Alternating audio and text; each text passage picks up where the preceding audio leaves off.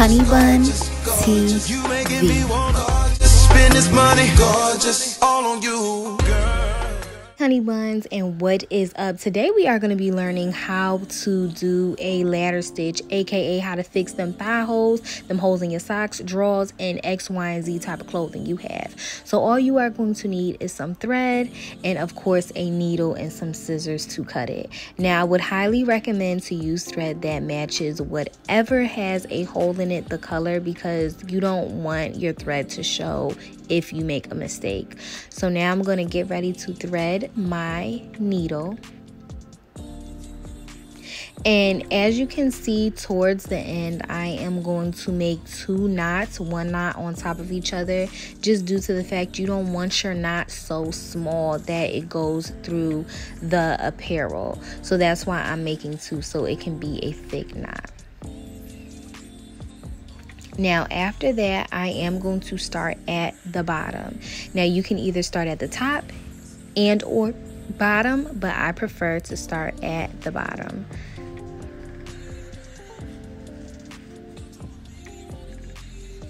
So I'm just going to push my needle through the bottom, and I'm not going to do that just once, but I'm going to do it twice.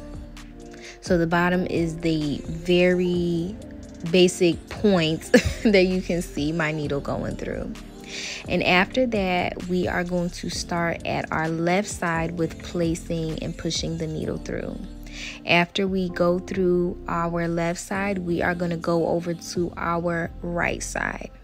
And you want to make these parallel to each other. You don't want to make one a whole inch above. You want to make them parallel on that same line. So as you can see here, again, I'm doing left and I am doing right. And we're going to do this approximately 4 times before we close this up a little bit. And as you can see here, you should see a little ladder forming.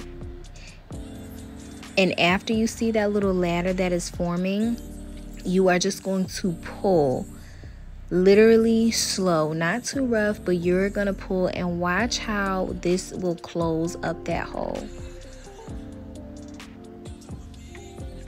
Boom, ain't no more. So you are going to do this repeatedly, and I typically do 4, then I pull, because you don't want to get to the tippity top and now it's a little bit hard to pull all the way through. So I'm just going to finish that up and then come back when I get to the top. Now that we are at the top, I am going to take my needle and I am going to push it through. As you can see here, I'm just showing y'all basically the hole is getting closed up, okay?